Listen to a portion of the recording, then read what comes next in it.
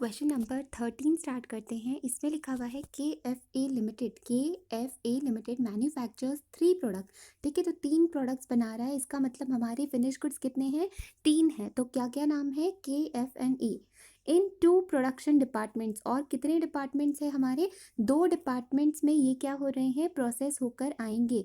तो डिपार्टमेंट के नाम बताए हैं, डिपार्टमेंट एक्स और department D. In each of which are employed 2 grades of labour. ठीक है, और इन दोनों डिपार्टमेंट्स में 2 grades of labours 2 grades of labours को एम्प्लॉय किया गया है। Grade 1 grade 2, grade 1 grade 2। ठीक है, दोनों में ग्रेड 1 ग्रेड 2 दो तरीके के एम्प्लॉयज़ को एम्प्लॉय किया गया है। ठीक है, आगे लिखा हुआ है the cost accountant is preparing the annual budget for the next year and he has asked you to prepare using the data given below. ठीक है, तो कॉस्ट अकाउंटेंट है जो कि प्रिपेयर कर रहा है annual budget for the next year. And उसने क्या किया है? उसने आपसे पूछा है, क्या पूछा है उसने? Using the given data below, उसने पूछा है आपसे प्रोडक्शन बजट इन यूनिट्स। तो देखो, यूनिट्स में हमें बताना है प्रोडक्शन बजट KFA का।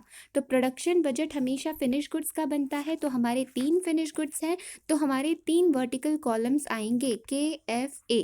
ओके, तो KFA यहाँ पर क्या आएगा? सेल्स बजट ऐड करोगे आप, क्लोजिंग इन्वेंट्री लेस करेंगे ओपनिंग इन्वेंट्री, तो आपको मिल जाएगा number of production units that are propose to be produced. Okay, उसके बाद नेक्स्ट सेकंड क्वेश्चन क्या पूछा है?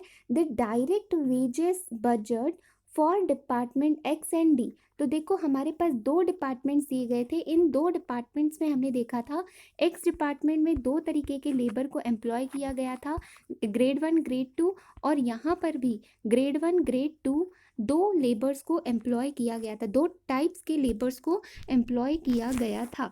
तो हमें क्या पूछा है? हमें डायरेक्ट वेजेस बजट पूछा हुआ है। देखो, डायरेक्ट वेजेस बजट कैसे निकाला जाता है? सबसे पहले तो आपके पास, देखो मैं आपको ना फॉर्मेट के थ्रू दिखाती हूँ। आपके पास अगर ये फॉर्मेट होगा तो हमें पता है ये डायरेक्ट वेजेस लेबर, ये लेबर का बजट किस तरीके से बनता है। उसका बेस रहता है प्रोडक्शन बजट।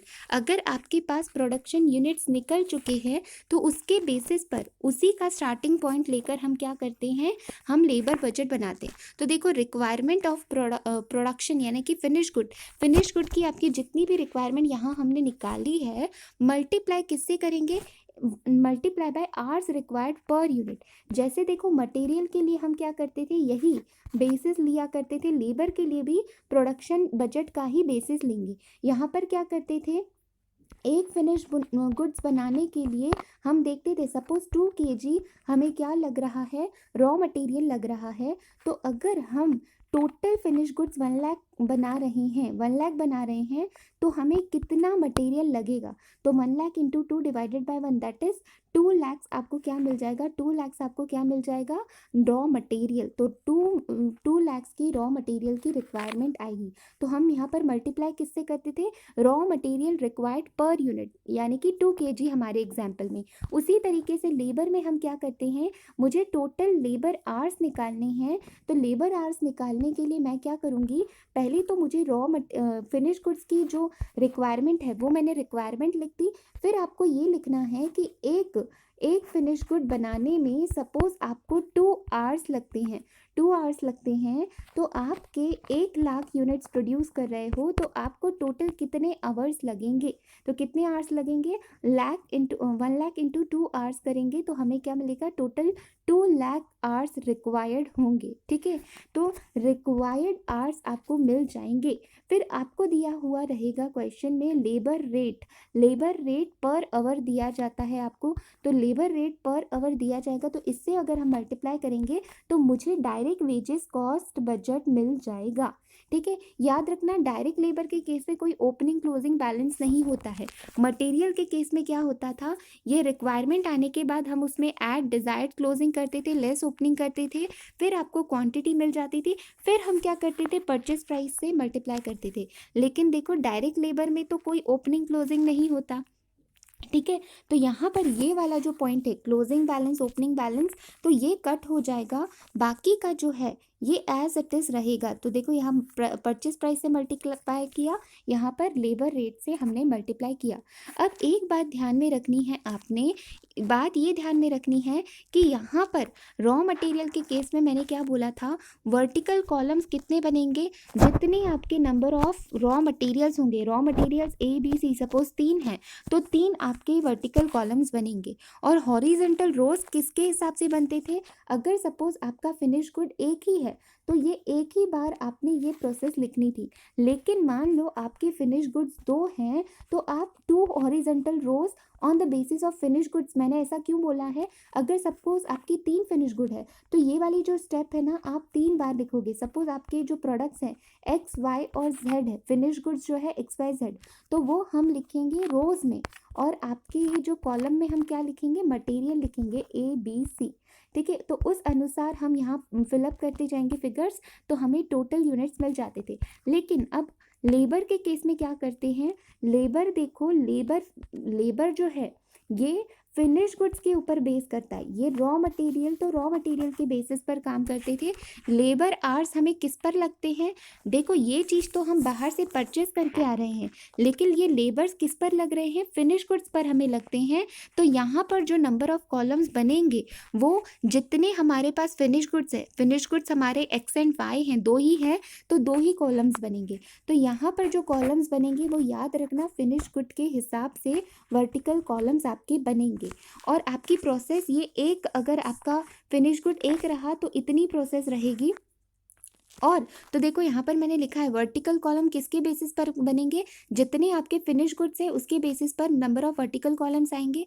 और हॉरिजॉन्टल रोज किसके हिसाब से आएंगे, सपोज आपका ये एक डिपार्टमेंट था, एक डिपार्टमेंट में ये पूरी प्रोसेस हो गई, उसके साथ साथ आपका एक ही फिनिश गुड है जो कि आपका दूसरे भी डिपार्टमेंट में, सपोज ये एक असेंबली शॉप है, दूसरी है मशीन शॉप, तो मशीन शॉप के लिए भी आप ये वापस से वही प्रोसेस लिखोगे।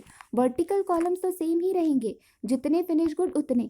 मैं हॉरिजॉन्टल रोज की बात कर रही हूँ, तो पहले वो किस अनुसार होंगे, वो आपके डिपार्टमेंट वाइज होंगे, on the basis of departments. तो हमारे क्वेश्चन में देखो अभी अभी हमें इन्होंने क्या बताया था कि डायरेक्ट वेजेस बजट जो है for the department X and D, तो आपको क्या करना है, आप जब डायरेक्ट वेजेस बजट बनाओगे तब आपको फिनिश गुड्स आपकी कितने हैं, KFA, तो सबसे पहले तो आपके 3 वर्टिकल कॉलम्स आएंगे। ठीक है, 3 वर्टिकल कॉलम्स आएंगे, उसके बाद आपके जो रोज़ आएंगे वो रोज़ किस अनुसार आएंगे, सबसे पहले तो हम बात करेंगे डिपार्टमेंट्स की। डिपार्टमेंट्स 2 थे हमारे, डिपार्टमेंट एक्स और डिपार्टमेंट डी। ठीक है, तो इस तरीके से आएंगे, पहले डिपार्टमेंट पूरा एक्स की कैलकुलेशन कर देंगे, फिर डिपार्टमेंट डी की कैलकुलेशन करेंगे। और उसके साथ बोला हुआ है direct wages budget for department X and D with क्या बोला है, लेबर कॉस्ट। तो पहले तो डायरेक्ट वेजेस बजट बोला, फिर labour cost of product KF&A and total shown separately. तो उन्होंने साथ ही साथ हमें लेबर कॉस्ट पूछा है, इन द सेंस इसका मतलब आप समझो, यहाँ पर हमसे क्या पूछा है, सबसे पहले तो डायरेक्ट लेबर वेज बजट बोला, डायरेक्ट लेबर बजट बोला है, इसका मतलब यहाँ तक नंबर ऑफ आवर्स हमें निकालने हैं। उसके बाद उन्होंने हमें डायरेक्ट वेजेस कॉस्ट पूछी हुई है। ठीक है, कॉस्ट पूछी है तो हमें कॉस्ट भी निकाल के बतानी पड़ेगी। लेबर कॉस्ट उन्होंने वर्ड यूज़ किया है, तो लेबर कॉस्ट उन्होंने स्पेसिफिक बोला है 3 प्रोडक्ट का, वैसे नहीं भी बोलते तो भी हम 3 वर्टिकल कॉलम्स बना रहे थे, तो तीनों कॉलम्स का डिपार्टमेंट वाइज, यहाँ पर डिपार्टमेंट वाइज ये हम बनाते थे। ठीक है, साथ ही साथ एंड उन्होंने बोला है टोटल शोन सेपरेटली, तो आपको एक टोटल का भी कॉलम बनाना है, इस साइड भी बनाओगे और इस साइड भी आप एक एक्स्ट्रा कॉलम बनाओगे जो कि आपका टोटल का कॉलम होगा। हॉरिजेंटल में भी एक टोटल का कॉलम आएगा और वर्टिकल में भी एक टोटल का कॉलम आएगा, बिकॉज उन्होंने हमें सेपरेटली बोला है कि आप टोटल भी करके दिखाओ। ठीक है, तो अगर आप देखोगे तो मैं आपको एक बार फॉर्मेट बता देती हूँ हमारे आंसर का। तो देखो प्रोडक्शन बजट का तो फॉर्मेट आपके दिमाग में फिट है, 3 फिनिश गुड्स है KFA, तो उसमें क्या रहता है, सेल्स वॉल्यूम, सेल्स वॉल्यूम में आप क्या करते हो, ऐड स्टॉक करते हो, लेस ओपनिंग बैलेंस करते हो, तो आपको क्लोजिंग मिल जाता है। और उसके बाद ये डायरेक्ट लेबर मेन, तो वो तो आपको पता ही है, ये डायरेक्ट वेजेस का मैं आपको दिखा रही हूँ। तो देखो यहाँ पर KFA 3 वर्टिकल कॉलम्स बने, साथ ही साथ एक टोटल का। और यहाँ पर देखो, यहाँ पर डिपार्टमेंट X और डिपार्टमेंट D, दो डिपार्टमेंट थे हमारे X और D, तो दो रोज में आए। उसमें उसमें अंदर क्या थे, ग्रेड 1 ग्रेड 2, यहाँ पर भी ग्रेड 1 ग्रेड 2, और उनकी क्या की है हमने, यहाँ पर टोटल की कॉलम बनाई है। ठीक है, तो आपको टेबल समझ में आना चाहिए। अब इसके अंदर भी दो सब टेबल्स क्यों किए हैं, आप चाहो तो एक ही टेबल भी बनाकर कैलकुलेशन कर सकते हो, मैं आपको थोड़े टाइम बाद बताऊंगी। ठीक है, पहले हम क्वेश्चन रीड कर लें, उसके बाद हम ये जानेंगे। ओके, तो अब आते हैं हमारे आगे, क्वेश्चन पढ़ते हैं। तो आपको इतना समझ में आ गया कि मुझे सिर्फ प्रोडक्शन बजट बनाना है, दूसरा मुझे बनाना है डायरेक्ट वेजेस बजट बनाना है, जो कि उसके अंदर मुझे वेज बजट बोला है, लेबर कॉस्ट निकालने के लिए बोली है, और उनकी टोटल सेपरेटली शो करने के लिए बोली हुई है। तो अब बात उठती है, हमें क्या क्या इन्फॉर्मेशन दी गई है। सबसे पहले तो हमें प्रोडक्ट की इन्फॉर्मेशन दी गई है, उसमें आपको देखोगे तो रुपीज़ इन थाउजेंड। देखो, एक एक चीज़ आपको बहुत केयरफुली पढ़नी है, ये आपको यूनिट्स नहीं दिए गए, यहाँ पर आपको बोला है रुपीज़ इन थाउजेंड। तो प्रोडक्ट के, प्रोडक्ट F और प्रोडक्ट A, उसके आपको फिनिश्ड स्टॉक दिया गया है, फिनिश्ड स्टॉक दिया गया है, बजटेड स्टॉक, फिनिश्ड स्टॉक 1 जनवरी को और 31 दिसंबर को। इट मीन्स ये 1 जनवरी यानी कि ओपनिंग बैलेंस दिया गया है, और ये क्लोजिंग बैलेंस दिया गया है प्रोडक्ट का, यानी कि इन्वेंट्री का। लेकिन ये इन्वेंट्री आपको यूनिट वाइज नहीं दी गई है। ओपनिंग एंड क्लोजिंग जो गिवन आपको दिए गए हैं वो इन टर्म्स ऑफ वैल्यू है, लेकिन we are required to find out in terms of units. ठीक है, हमें किस में फाइंड आउट करने हैं, in terms of units. Because जब आप प्रोडक्शन बजट बनाते हो, तो प्रोडक्शन बजट बनाते हैं तो हमें सेल्स जो चाहिए रहता है वो इन टर्म्स ऑफ यूनिट्स चाहिए रहता है, ना कि इन टर्म्स ऑफ वैल्यू। जो आपको उसमें सेल्स, चाहे सेल्स हो, चाहे उसमें क्लोजिंग स्टॉक हो, चाहे ओपनिंग स्टॉक हो, ये सारे हमें इन टर्म्स ऑफ यूनिट्स चाहिए रहते हैं। तो यहाँ पर जो ओपनिंग स्टॉक है और क्लोजिंग स्टॉक है, ये मुझे वैल्यूज़ दी गई है। तो वैल्यूज़ को अगर ये वैल्यूज़ को, ये मेरी जो भी वैल्यूज़ है उसको पर यूनिट से मैं डिवाइड करूँगी, तो मुझे नंबर ऑफ़ यूनिट्स मिल जाएंगे। जो मुझे यूनिट है, यूनिट प्राइस से मैं अगर डिवाइड करूँगी, एक यूनिट की प्राइस से डिवाइड करूँगी, तो मुझे डिवाइडेड बाय करूँगी तो मुझे नंबर ऑफ़ यूनिट्स मिल जाएंगे। ठीक है, तो अब आपको फाइंड आउट क्या करना है, अगर मुझे इसे इन टर्म्स ऑफ यूनिट्स फाइंड करना है, तो मुझे डिवाइड किससे करना पड़ेगा, यूनिट प्राइस, यानी कि एक यूनिट की प्राइस से डिवाइड करना पड़ेगा। ओके, आगे दिया गया है ऑल स्टॉक्स। अब देखो, ये स्टॉक्स की ही बात कर रहा है, ये ऊपर जो हमें इंफॉर्मेशन दी गई थी ये फिनिश स्टॉक यानी कि स्टॉक की ही दी गई थी, ओपनिंग स्टॉक और क्लोजिंग स्टॉक, और ये भी किसकी बात कर रहा है, स्टॉक की। अब ऑल स्टॉक बोल रहा है, तो इसका मतलब ओपनिंग क्लोजिंग दोनों स्टॉक्स की ये बात कर रहा है, are valued at standard cost per unit. तो जो स्टॉक होते हैं, तो उन्होंने बोला है ये स्टैंडर्ड कॉस्ट पर वैल्यू हुए हैं, और हमें स्टैंडर्ड कॉस्ट पर यूनिट देखो उन्होंने क्वेश्चन में दी गई है, जो कि है 24, 15 एंड 20। ठीक है, 24, 15 एंड 20 तीनों प्रोडक्ट्स की आपको क्या दी गई है, वैल्यू ऑलरेडी दी गई है। तो अगर आप यहाँ पर से देखोगे, तो हम लोग यहाँ पर क्या कर सकते हैं, अगर मेरे पास प्रोडक्शन बजट है, तो प्रोडक्शन बजट में स्टार्टिंग पॉइंट होता है सेल्स में आप ऐड करते हो क्लोजिंग, लेस करते हो ओपनिंग। ठीक है, तो आपको ये देखो क्लोजिंग और ओपनिंग यहाँ पर दिए गए हैं, तो इन दोनों का हम क्या करेंगे, डिफरेंस फाइंड आउट कर लेंगे। डिफरेंस फाइंड आउट करने के बाद हम क्या करेंगे, उनको है ना, इस कॉस्ट ये इन टर्म्स ऑफ वैल्यू मुझे मिलेंगे, तो उसको यूनिट प्राइस से, देखो यहाँ पर कॉस्ट पर यूनिट बोला है स्टॉक की, तो अगर यूनिट प्राइस से मैंने डिवाइड किया, तो मुझे क्या मिल जाएगा, नंबर ऑफ यूनिट्स मिल जाएंगे। ठीक है, तो मुझे क्या मिल जाएगा, नंबर ऑफ यूनिट्स मिल जाएंगे। तो आपको मैं फिगर शो कर देती हूँ आंसर में। देखो यहाँ पर है ना, हमने वर्किंग नोट बनाई गई है। तो देखो, सबसे पहले प्रोडक्शन बजट में क्या आता है, इन टर्म्स ऑफ यूनिट हम बना रहे हैं। तो सबसे पहले तो आया सेल्स वॉल्यूम, जो कि अभी तक हमारे क्वेश्चन में आया नहीं है, हमने पूरा क्वेश्चन रीड नहीं किया। उसके बाद आया स्टॉक इंक्रीज ऑब्लिक डिक्रीज लिखा है। इंक्रीज ऑब्लिक डिक्रीज मतलब क्या, ऐड क्लोजिंग स्टॉक होता है लेस ओपनिंग स्टॉक, तो इन दोनों का डिफरेंस यहाँ पर दिया है। इंक्रीज ऑब्लिक डिक्रीज का मतलब क्या, इन दोनों का डिफरेंस, ठीक है।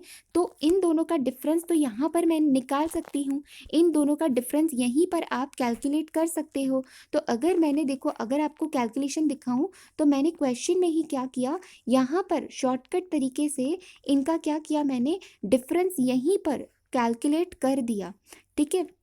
तो कैसे कैलकुलेट किया, ये है मेरी ओपनिंग, ये है मेरा क्लोजिंग। तो यहाँ पर मुझे जो आंसर आया वो क्या है, क्या आया, फर्स्ट का आंसर आया है मेरा 120, सेकंड का आया है 30 और थर्ड का आया है 800। तो देखो मुझे क्लोजिंग स्टॉक ऐड करना होता है, ओपनिंग लेस करना होता है। इसका मतलब 600 माइनस 720 करूँगी तो मुझे आंसर माइनस में आया, ठीक है। तो क्लोजिंग स्टॉक्स 570 माइनस 540 किया तो पॉजिटिव 30 आया। उसके बाद 1000 माइनस 1800 किया, क्लोजिंग स्टॉक ऐड वाली पोजीशन में होता है और ओपनिंग स्टॉक लेस करना होता है, ठीक है। तो इसीलिए 1000 माइनस 1800 किया तो 800 मुझे माइनस में आया। तो अगर आप अभी वर्किंग नोट देखोगे हमारे आंसर की, ये जो है स्टॉक इंक्रीज ऑब्लिक डिक्रीज, तो इंक्रीज ऑब्लिक डिक्रीज के लिए आपको देखो वर्किंग नोट नंबर 3 दी गई है। तो स्टॉक इंक्रीज ऑब्लिक डिक्रीज आपको जो वैल्यूज दी गई थी वो इन थाउजेंड्स में दी गई थी। तो देखो यहाँ पर उन्होंने डिफरेंस लिया है 720 माइनस 600 यानी कि ओपनिंग माइनस क्लोजिंग, तो आपका 120 आता है, ठीक है।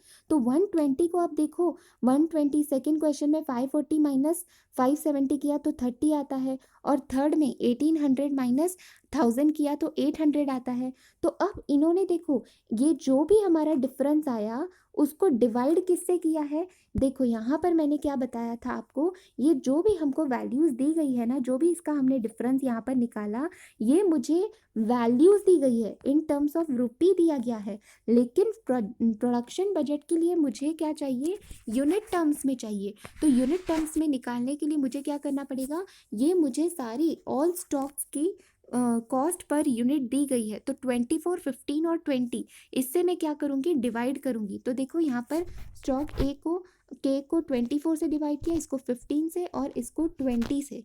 तो इनको डिवाइड करने के बाद जो मुझे आंसर आता है वो -5, 2 एंड -40। देखो पहले और पहला आंसर और थर्ड आंसर यानी कि के स्टॉक का और ए स्टॉक की फिगर्स जो है वो माइनस में है। माइनस में क्यों है ये ऑलरेडी मैंने यहाँ पर आपको बताया, यहीं पर मैंने वर्किंग की थी। देखो यहाँ पर ही आपका -120 माइनस 800 आया था, इसीलिए जो आपका स्टॉक आया वो माइनस में लिखोगे, यानी कि आपका जो ओपनिंग है वो ज़्यादा है, ठीक है।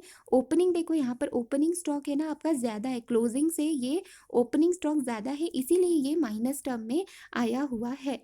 ओके, तो अब क्या करोगे आप है ना आपका क्वेश्चन निकालेंगे, तो वहाँ पर प्रोडक्शन बजट में ये जो बी पॉइंट है इंक्रीज ऑब्लिक डिक्रीज, यहाँ पर आपने लिख देना है वर्किंग नंबर 3। तो देखो -5, 2 एंड 40 आपने -40 लिख दिया, ठीक है। ये -40 आपने लिख दिया और इसको हमने 1000 के टर्म्स में ही लिखा है, इसको हमने कन्वर्ट नहीं किया है, ठीक है। तो देखो यहाँ पर लिखा हुआ है प्रोडक्ट्स, ये जो भी है प्रोडक्ट्स तो ये इन टर्म्स ऑफ 1000 यूनिट्स है। तो इसका मतलब ये क्या है 5000, 2000, यहाँ पर 40,000 यूनिट्स। ओके, तो अब क्या करना है, आगे क्वेश्चन रीड करती हूँ, आगे क्या दिया गया है।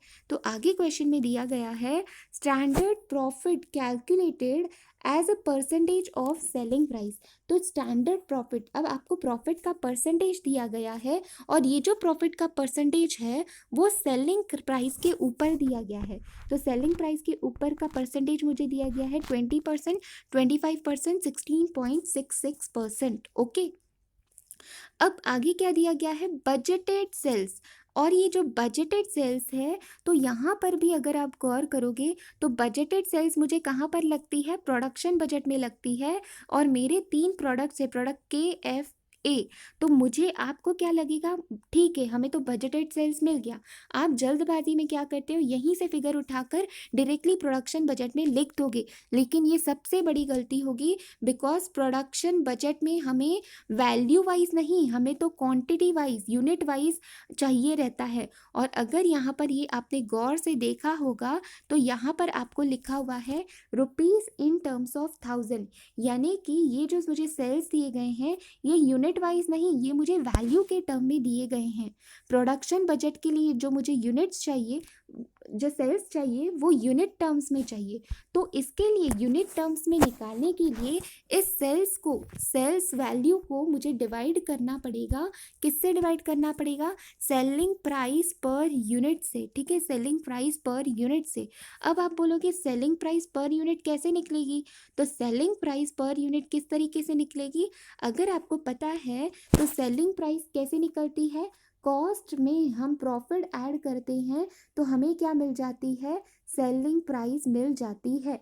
तो अगर आपके पास, मुझे क्या चाहिए, सेलिंग प्राइस पर यूनिट चाहिए, तो अगर मेरे पास कॉस्ट पर यूनिट होगा तो मैं उसमें प्रॉफिट ऐड कर दूंगी तो मुझे सेलिंग प्राइस पर यूनिट मिल जाएगा। तो देखो यहाँ पर तो आपको कॉस्ट दी ही गई थी, सारे स्टॉक्स की कॉस्ट आपको दी गई है 24, 15 एंड 20, एंड साथ ही साथ आपको प्रॉफिट भी दिया गया था। लेकिन ये जो प्रॉफिट का परसेंटेज है ये सेलिंग प्राइस के ऊपर है। अब मुझे प्रॉफिट कॉस्ट के ऊपर निकालना है, तो ये जो प्रॉफिट का परसेंटेज है वो भी मुझे कॉस्ट पे कन्वर्ट करना पड़ेगा। तो देखो मैं आपको दिखाती हूँ उसको किस तरीके से कन्वर्ट करेंगे। यहाँ पर अगर आपने वर्किंग नोट 1 देखी होगी तो यहाँ पर सबसे पहले आपको क्या लिखा हुआ है, हमें दिया गया है सेलिंग प्राइस पर, जो प्रॉफिट दिया गया है वो सेलिंग प्राइस पर दिया गया है। और हमारे पास तीन प्रोडक्ट्स है, ठीक है, तीन प्रोडक्ट्स है के एफ एंड ए। तो हम एक एक करके बात करेंगे। तो सेलिंग प्राइस आपको दी गई है, सेलिंग प्राइस के ऊपर प्रॉफिट दिया गया है, तो इसलिए हम क्या करेंगे, सेलिंग प्राइस को 100 अज्यूम करेंगे माइनस प्रॉफिट। अब प्रॉफिट का परसेंटेज पहले बार तो देखो तीनों भी केसेस में हमने सेल्स को 100 अज्यूम किया। उसके बाद आपको प्रॉफिट का परसेंटेज देखना है। आपको प्रॉफिट दिया गया था 20%, 25% और 16.6%। ये किसके ऊपर था, सेलिंग प्राइस के ऊपर, ठीक है, 20, 25 एंड 16.66। तो ये मेरा सेल्स है, सेल्स के ऊपर 20%, ये सेल्स के ऊपर 25%, ये सेल्स के ऊपर 16.67%, ठीक है। तो ये माइनस जब मैं करूँगी 100 के ऊपर 20%, 20 रुपीज़ आता है, तो मुझे क्या मिल गई, ये कॉस्ट मिल गई, ठीक है। ये तीनों 80, 75 एंड 83.33, ये मुझे क्या मिल गई, कॉस्ट मिल गई। अब उन्होंने मुझे क्या निकालना है, मुझे निकालना है प्रॉफिट ऑन कॉस्ट, मुझे प्रॉफिट का परसेंटेज कॉस्ट के ऊपर निकालना है। तो ये देखो ये मेरा प्रॉफिट है और ये मेरी कॉस्ट है। तो ये मेरा प्रॉफिट ऑन कॉस्ट, तो 20 डिवाइडेड बाय 80, ये profit on cost 25 divided by 75, ये profit 16.67 on cost divided by 83.33। तो ये करने पर ये जो मुझे परसेंटेज मिल रहे हैं 25, 33.33, 20%, तो ये क्या मुझे मिले, ये मुझे मिले कॉस्ट के ऊपर परसेंटेज। तो अब हम क्या करेंगे, सबसे मेरी जो पहली वर्किंग नोट आएगी वो किस तरीके से आएगी, मुझे दी गई है कॉस्ट, क्वेश्चन में कॉस्ट दी गई है, कॉस्ट पर यूनिट दी गई है 24, 15 एंड 20। एक बार शो कर देती हूँ मैं आपको क्वेश्चन में। देखो यहाँ पर मुझे स्टॉक की कॉस्ट पर यूनिट दी गई है 24, 15 एंड 20। तो ये कॉस्ट है मेरे लिए। अब मुझे क्या करना पड़ेगा, कॉस्ट में मैं प्रॉफिट ऐड करूँगी, लेकिन ये वाला डायरेक्टली ये वाला परसेंटेज मैं यूज़ नहीं कर सकती थी, बिकॉज ये प्रॉफिट ऑन सेलिंग प्राइस है। तो मैंने अभी अभी इसको प्रॉफिट ऑन कॉस्ट में कन्वर्ट किया था, ठीक है, प्रॉफिट ऑन कॉस्ट में कन्वर्ट किया था। तो मेरे ये नए परसेंटेज निकल चुके थे, ये 25, 33.33 और ये 20%। तो अब सिंपली आपको क्या करना है, मेरी कॉस्ट 24 है, आप ऐड करोगे 24 प्लस करोगे, पहले का हमारा रेट कितना है 25%, तो 24 प्लस 25% करोगे तो आपको 30 रुपीज़ आएगा। आप करके देखो कैलसी पर, 24 प्लस 25% करोगे, कैलसी पर कर कर देखो एक बार, 24 प्लस 25% किया तो आपको 30 आएगा। उसी तरीके से एफ प्रोडक्ट का क्या करोगे, 15 मेरी कॉस्ट है, उसमें ऐड करूँगी प्रॉफिट 33.33%, तो मुझे 20 रुपीज़ सेलिंग प्राइस आ जाएगी। ठीक है, कॉस्ट प्लस प्रॉफिट, ये मेरी सेलिंग प्राइस। ओके, उसके बाद ए प्रोडक्ट की बात करें तो उसकी कॉस्ट है 20, तो 20 में 20% ऐड किया तो 24 मेरी क्या आ गई, सेलिंग प्राइस आ गई। तो कॉस्ट प्लस प्रॉफिट किया तो मुझे क्या मिल जाएगी, सेलिंग प्राइस मिल गई। तो एक बार जैसे ही मुझे ये सेलिंग प्राइस मिल गई, अब आपको क्वेश्चन में बजटेड सेल्स वॉल्यूम क्वांटिटी में निकालना था, तो वॉल्यूम निकालना था, तो ये आपको रुपी टर्म में जो सेल्स दिए गए थे 4200, 3800 और 10,080, तो देखो यहाँ पर मैं आपको दिखाती हूँ, ये 4200, 3800, 4200, 3800 और 10,080, तो ये देखो ये तीनों भी प्रोडक्ट्स के आपको क्या दी गई है, सेल्स दी गई है। अब यहाँ पर आपको अलग अलग रीजन वाइज नहीं देखना है, साउथ ईस्ट वेस्ट नॉर्थ, आपको इस तरीके से नहीं देखना है, हम डायरेक्टली टोटल ले रहे हैं। तो ये मुझे टोटल सेलिंग प्राइस ये मैंने ली, मैंने डिवाइड किया सेलिंग प्राइस पर यूनिट, ये यूनिट सेलिंग प्राइस मैंने अभी अभी कैलकुलेट की थी, तो इनसे मैंने क्या किया, डिवाइड किया, तो मुझे क्या मिल गए, यूनिट्स मिल गए। और ये जो यूनिट्स मुझे मिले हैं ये इन टर्म्स ऑफ 1000। याद रखना इस क्वेश्चन में हमने कहीं पर भी जो वैल्यूज थाउजेंड्स में दी गई थी, यूनिट्स भी थाउजेंड्स में दिए गए थे, उसको हमने एज इट इज़ रखा है, उसको हमने वापस से ये नहीं किया, मतलब इन टर्म्स ऑफ थाउजेंड्स में ही उसे रखा गया है। ओके, आई होप आपको यहाँ तक समझ आया होगा। तो एक बार जैसे ही मुझे यहाँ पर नंबर ऑफ यूनिट्स मिल गए, तो नंबर ऑफ यूनिट्स 140, 190 और 420, तो मैं क्या करूँगी, ये मेरा प्रोडक्शन बजट है। तो देखो प्रोडक्शन बजट में first A point sales volume, तो working note 1 and 2, working note 1 and 2 से हमने क्या फाइंड आउट किया, ये मैंने यूनिट्स फाइंड आउट कर लिए। तो मेरा स्टॉक वॉल्यूम आ गया, उसमें से मैंने स्टॉक इंक्रीज और डिक्रीज का इफेक्ट दे दिया, तो मुझे क्या मिल जाएगा, सेलेबल आउटपुट, यानी कि इतना मुझे आउटपुट क्या करना है, सेल करना है या फिर प्रोड्यूस करना है। ओके, अब सेलेबल आउटपुट उन्होंने बोला है कि इतना यूनिट्स मुझे सेल करना है। देखो उन्होंने यूनिट सेल क्यों बोला है, बिकॉज अदरवाइज तो हम क्वेश्चन में क्या बोलते थे, इतने यूनिट्स प्रोड्यूस करने हैं, लेकिन यहाँ पर उन्होंने वर्ड यूज़ किया है सेलेबल आउटपुट। तो वो क्यों यूज़ किया है, बिकॉज अगर आप आगे पढ़ोगे क्वेश्चन, तो उन्होंने हमें दिया है normal loss in production. Normal loss होता है प्रोडक्शन में 10%, 20% और 5%। ठीक है, तो 10%, 20% और 5% इतना हमारा प्रोडक्शन लॉस होता है। तो यहाँ पर ये जो मुझे यूनिट्स मिले हैं ना, इतने तो क्या है, इतने मुझे सेल करने हैं, तो लेकिन इतना सेल करना है तो मुझे प्रोड्यूस तो ज़्यादा करने पड़ेंगे, बिकॉज मेरा कुछ ना कुछ नॉर्मल लॉस भी होता है।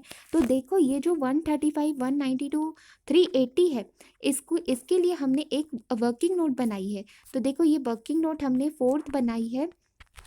तो ये जो 140, 190, 420 ये जो सेलेबल आउटपुट था, उसको हमने क्या किया, एंड सॉरी, ये सेलेबल आउटपुट नहीं है, ये आपका क्या है, ये सेल्स है। सेल्स में से आपने क्या किया, ये इंक्रीज और डिक्रीज जो है यहाँ वहाँ पर हमने डायरेक्टली कर दी थी एडजस्टमेंट, लेकिन उन्होंने यहाँ पर क्या है, अलग से करके बताया है। तो हमारा जो सेल्स था, सेल्स में से ऐड क्लोजिंग लेस ओपनिंग करने के बाद आपको ये क्या है, ओपनिंग और क्लोजिंग का डिफरेंस है जो मैंने यहाँ पर निकाला हुआ था। ठीक है, तो सेल्स में से ये माइनस करने के बाद, माइनस या प्लस करने के बाद ये मुझे वैल्यूज़ मिली जो ऑलरेडी मैंने अभी आपको ऊपर दिखाई। ये देखो ये वही वैल्यूज़ है, हमने डायरेक्टली यहाँ पर कैलकुलेट की थी 135, 192, 380, तो उन्होंने इसके लिए एक सेपरेट वर्किंग भी बनाई गई है। ठीक है, तो उन्होंने ये सेपरेट वर्किंग भी बनाई है, ये 4th वाली। ओके, उसके बाद 5th जो वर्किंग नोट है उसमें नॉर्मल लॉस की बात की गई है। तो देखो इतना मेरा क्या आ गया, सेलेबल आउटपुट, ये 135, 192, 380 इतना तो मुझे सेल करना है, लेकिन इसके लिए मुझे प्रोड्यूस ज़्यादा करना पड़ेगा। तो ये क्या है, 10% लॉस होने वाला है, इसका मतलब ये क्या है, मेरा 90% ही प्रोडक्ट है, इसमें 20% लॉस होने वाला है, तो मैं डिवाइडेड बाय 80% करूँगी, बिकॉज 20% मेरा क्या हो रहा है, लॉस हो रहा है। तो डिवाइडेड बाय 80 मल्टीप्लाई बाय 20 किया, तो मुझे ये क्या मिल रहा है, नॉर्मल लॉस कितना होगा वो वैल्यूज़ मिल रही है। 380 क्या है, 380 ये 5% लेस करने के बाद है, ठीक है, यानी कि ये 95% वैल्यू है। तो ये डिवाइडेड बाई 95 करूँगी, मल्टीप्लाई बाय 5 करूँगी तो मुझे नॉर्मल लॉस मिल जाएगा। तो ये 15, 80, 48 और 20, 15, 48 और 20 ये मुझे क्या मिला, नॉर्मल लॉस की फिगर्स मिली है। तो ये जो नॉर्मल लॉस है, तो ये नॉर्मल लॉस को मैंने क्या किया, यहाँ पर ये जो नॉर्मल लॉस है उसको मैंने ऐड किया। देखो इतना तो मुझे यूनिट्स सेल करना ही है, लेकिन जो कुछ लॉस होने वाला है उसको मैंने ऐड किया, तो टोटल इतना मुझे यूनिट्स प्रोड्यूस करना पड़ेगा।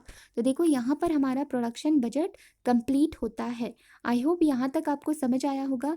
दूसरा हमें क्या बोला था, हमें बोला है हमें पूछा था second question, direct wages budget बोला था, वो भी डिपार्टमेंट वाइज, और टोटल भी आपको बतानी थी। ठीक है, तो अगर हमने नॉर्मल प्रोडक्शन लॉस, यहाँ तक हमारा क्वेश्चन पढ़ना हो चुका है, साथ ही साथ आंसर भी हो चुका है।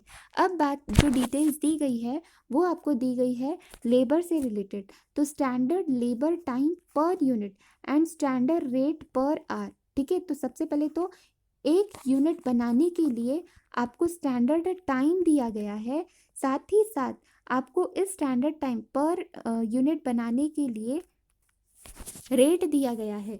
एक आवर का आपको रेट भी दिया गया है, एक आवर का रेट दिया गया है कि कितना आप वेज रेट पे करोगे।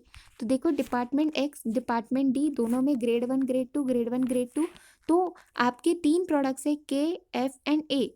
तो इसमें आपको आवर्स दिए गए हैं कि आपको कितने आवर्स, ग्रेड 1 के लिए आपको सॉरी प्रोडक्ट के लिए आपको कितने आवर्स लगने वाले हैं, 2 आवर्स लगने वाले हैं डिपार्टमेंट एक्स के ग्रेड ए में। ग्रेड 2 में आपको 1.5 आवर्स लगेंगे। इस तरीके से आपको दिया गया है। ठीक है, तो अब मैंने क्या कहा था, डायरेक्ट लेबर बनाते वक्त आप फॉर्मेट देखो एज इट इज़ ही रखोगे। क्वेश्चन में फॉर्मेट आपको एज इट इज़ ही रखना है। आप क्या करोगे, इसी तरीके से हमने क्या कहा था, वर्टिकल कॉलम्स हम बनाते जितने हमारे फिनिश गुड होंगे उतने। तो हमारे 3 फिनिश गुड है तो हम 3 वर्टिकल कॉलम्स बनाएंगे। ओके, उसके बाद आपको डिपार्टमेंट वाइज हम क्या करते हैं, हॉरिजेंटल रोज बनाते हैं। तो डिपार्टमेंट एक्स लिखेंगे, उसमें ग्रेड 1 ग्रेड 2 और टोटल कॉलम बनाएंगे। फिर डिपार्टमेंट डी ग्रेड 1 ग्रेड 2 फिर टोटल बनाएंगे, फिर और एक टोटल कॉलम बनाएंगे। और यहाँ पर भी उन्होंने हमें टोटल भी बोला था, तो एक और कॉलम आएगा टोटल का भी, बिकॉज उन्होंने टोटल फिगर्स हमें क्वेश्चन में मांगी हुई है। तो सबसे पहली बात तो आती है, अगर आपको आपका फॉर्मेट याद होगा तो उन्होंने क्या बोला था, जितने हम यूनिट्स प्रोड्यूस कर रहे हैं multiply by hours required per unit. ठीक है, तो आवर्स रिक्वायर्ड पर यूनिट, तो यहाँ पर देखेंगे अगर आप, तो मुझे यूनिट्स में जितने प्रोड्यूस कर रही हूँ, क्वेश्चन नंबर 1 का आंसर मुझे पता चल गया है, तो मैं मल्टीप्लाई बाय क्या करूँगी, आवर्स से करूँगी। तो मेरे के जो यूनिट्स होंगे, तो के यूनिट्स जो होंगे वो आपने यहाँ पर लिख देना है, एफ के यूनिट्स यहाँ पर, और ए के यूनिट्स यहाँ पर मैं ऊपर ही लिख दूंगी। और साथ साथ मैं क्या करती जाऊंगी, उनको इनसे मल्टीप्लाई करके डायरेक्टली वैल्यूज लिखती जाऊंगी। ठीक है, तो आपको अगर एक बार वर्किंग दिखा दूँ, तो एक बार ये करने के बाद मुझे क्या मिल जाएगा, देखो मैंने एक बार प्रोडक्शन यूनिट से आवर्स को मल्टीप्लाई कर दिया, तो मुझे क्या मिल जाएगा, labour hours, total labour hours required मिल जाएंगे। लेकिन उन्होंने मुझे लेबर आवर के साथ साथ लेबर कॉस्ट भी बोली थी। तो हम क्या करेंगे, ये जो 3 वर्टिकल कॉलम्स बनाए हमने, इसमें सब पार्ट्स, 2-2 सब पार्ट्स कर देंगे। ठीक है, 2-2 सब पार्ट्स कर देंगे। एक में तो आपका कैलकुलेशन क्या आएगा, आवर्स का, फिर उस आवर्स का जितने भी आवर्स हमारे आएंगे, units multiply by hours required per unit, फिर हम उनसे उनको रेट से मल्टीप्लाई कर देंगे, तो हमें क्या मिल जाएगा, हमें टोटल लेबर कॉस्ट मिल जाएगी। ठीक है, तो मैं दिखाती हूँ आपको डायरेक्ट आंसर ही, यहाँ पर हमारा ये वाला क्वेश्चन भी कंप्लीट हो जाता है। तो देखो हमारा आंसर स्टार्ट होता है। फर्स्ट क्वेश्चन तो हम ऑलरेडी देख चुके हैं, उसके साथ साथ हम ये पांचों वर्किंग नोट भी देख चुके हैं। सबसे पहले हमने सेलिंग प्राइस पर यूनिट निकाली थी, फिर हमने सेल्स वॉल्यूम निकाला था, सेल्स यूनिट्स निकाले थे, स्टॉक का इंक्रीज डिक्रीज यानी कि क्लोजिंग माइनस माइनस ओपनिंग किया था, फिर उसके बाद बजटेड प्रोडक्शन, नॉर्मल लॉस, ये हमने सारी वर्किंग्स देख चुके हैं। सिर्फ एक ही वर्किंग बची है डायरेक्ट वेजेस की। तो डायरेक्ट वेजेस के अंदर देखो KFA और टोटल का कॉलम। तो इसमें मैंने बोला था आपको सब पार्ट्स दो दो करने हैं, दो दो सब पार्ट्स करने हैं। और यहाँ पर भी मैंने क्या बताया था, डिपार्टमेंट X ग्रेड 1 ग्रेड 2 उसकी टोटल, फिर डिपार्टमेंट D उसका ग्रेड 1 ग्रेड 2 टोटल, और फिर टोटल A और B की, ये A और B की टोटल आप करोगे, बिकॉज क्वेश्चन में उन्होंने टोटल आपको स्पेसिफिकली पूछी है। तो सबसे पहले क्या करेंगे हम लोग, आपको क्या करना है, यहाँ पर आपको फिक्स लिख देना है। यहाँ पर आप 150, एक बार मैं दिखाती हूँ आपको। तो देखो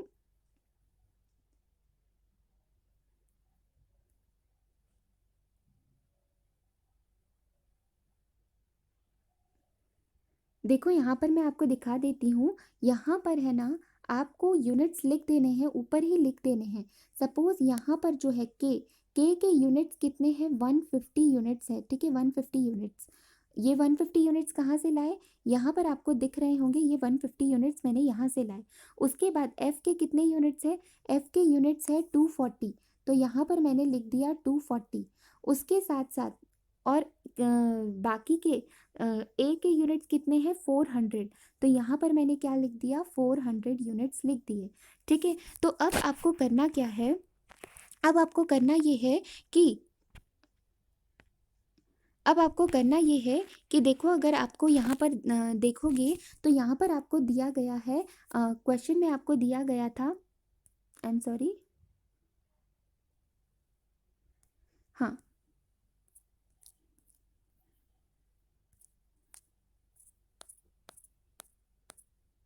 1 सेकेंड, जस्ट 1 सेकेंड।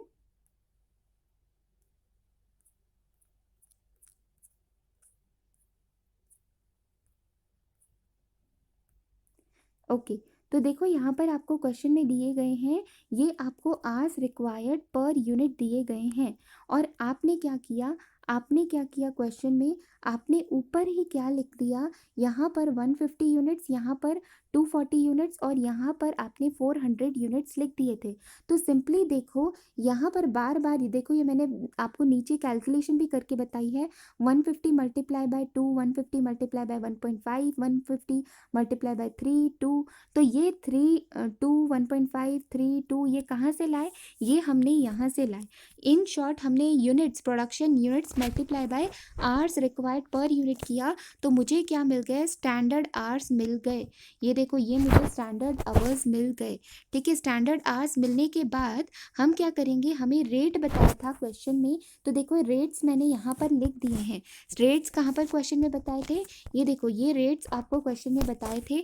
तो आपने क्या करना है, सिंपली इस रेट से, ये जो रेट्स दिए गए हैं, तो इन वैल्यूज़ को आपने रेट से मल्टीप्लाई करोगे तो आपको ये वैल्यूज़ मिल जाएगी। हर जगह पर इसी तरीके से करना है। ये स्टैंडर्ड आवर्स है, उसको आपने रेट से मल्टीप्लाई किया तो आपको रुपीज़ का कॉलम मिल जाएगा।